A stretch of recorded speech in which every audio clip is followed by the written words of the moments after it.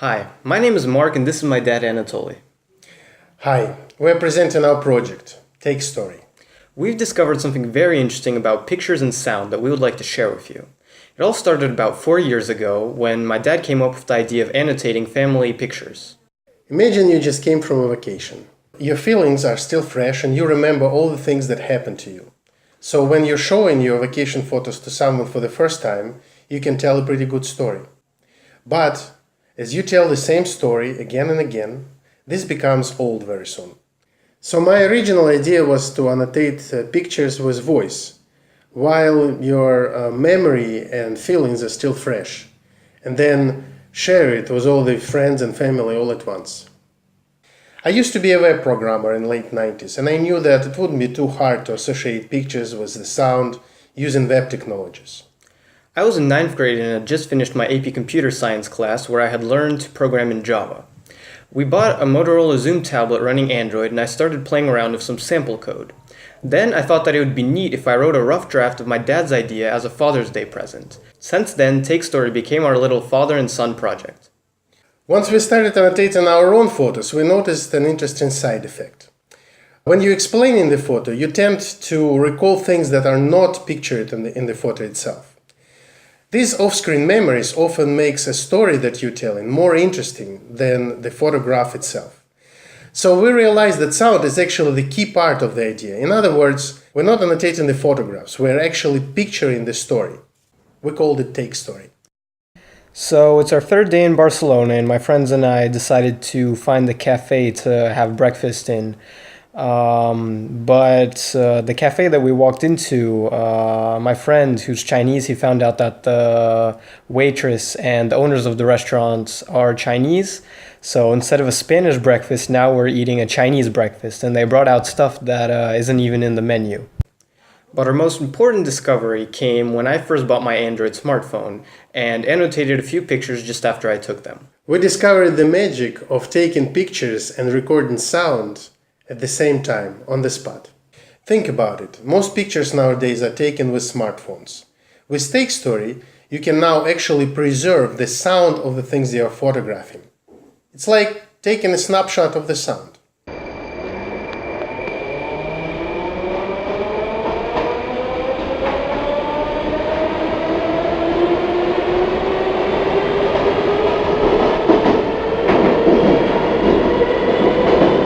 All it took was to add a camera module to our TakeStory app.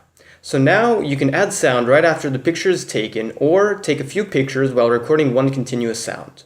We use XML to describe the relationship between sound and picture files. This allowed us to gain more room for creativity. The result was like adding an extra dimension to our stories, making them much more alive and interesting.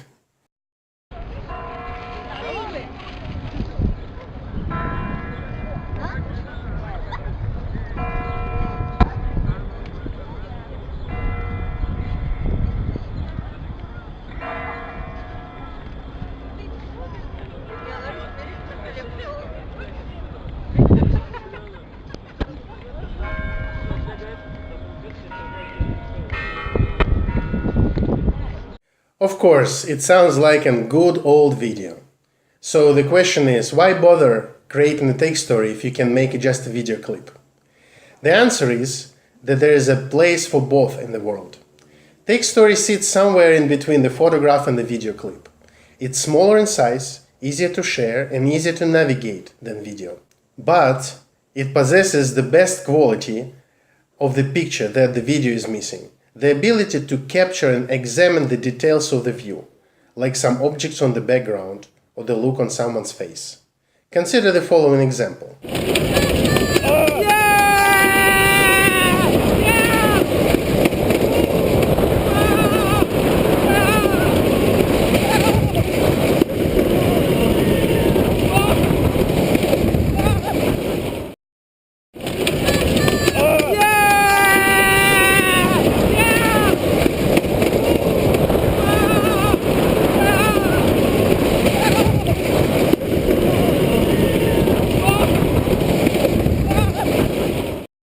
So as you can see, still images are in many cases better than video. Still, in other cases, a short video clip can be more expressive than a picture. Therefore, we added the possibility to make video a part of your take story. Our goal was to make the TakeStory a drop-in replacement for your smartphone camera app. By default, TakeStory opens in Take Camera, ready to take pictures right away, just like your regular camera.